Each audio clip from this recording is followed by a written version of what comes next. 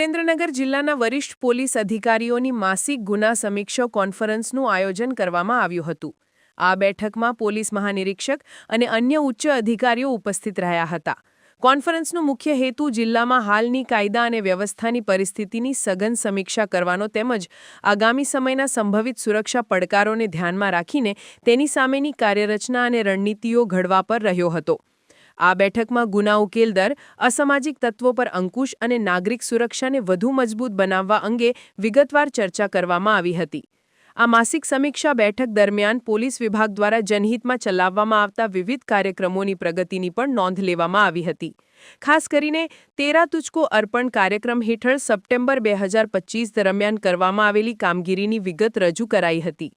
આ કાર્યક્રમ અંતર્ગત જિલ્લામાં કુલ 715 કાર્યક્રમો યોજવામાં આવ્યા હતા, જે થકી મૂળ માલિકોને તેમની ₹42 કરોડની સંપત્તિ પરત સોંપવામાં આવી હતી। આ ઉલ્લેખનીય સિદ્ધિ બદલ જિલ્લા પોલીસની કામગીરીને બિરદાવવામાં આવી હતી।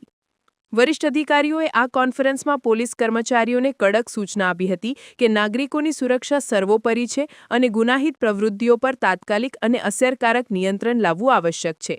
આ ઉપરાંત ટેકનિકલ સર્વેલન્સ અને આધુનિક સાધનોના ઉપયોગ દ્વારા અનડિટેક્ટ ગુનાઓનો ભેદ ઝડપથી ઉકેલવા પર ભાર મૂકવામાં આવ્યો હતો। આ કાર્યક્રમ પોલીસ અને જનતા વચ્ચેના સેતુને વધુ મજબૂત બનાવવામાં મદદરૂપ થશે તેવી આશા વ્યક્ત કરવામાં આવી હતી। પ્રજાલક્ષી પ્રોજેક્ટ્સની વાત કરીએ તો અત્યારે ગુજરાત પોલીસનું એક ફ્લેગશિપ પ્રોજેક્ટ છે, આપ બધા જાણો છો, તેરા તુજકો અર્પણ।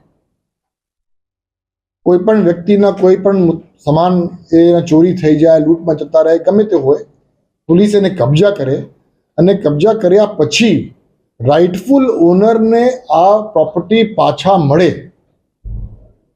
એના માટે તેરા તુજકો અર્પણ કાર્યક્રમ ગુજરાત રાજ્ય પોલીસની છે।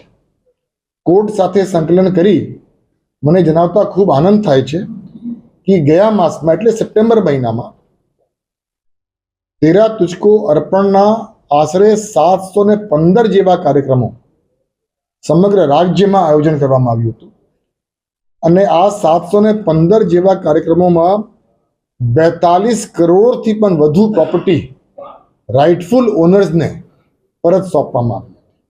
એટલે ખૂબ મોટું એક ઉપલબ્ધિ અને ખૂબ સંતોષની વાત ગુજરાત પોલીસ માટે એ હંમેશા રહી જ છે।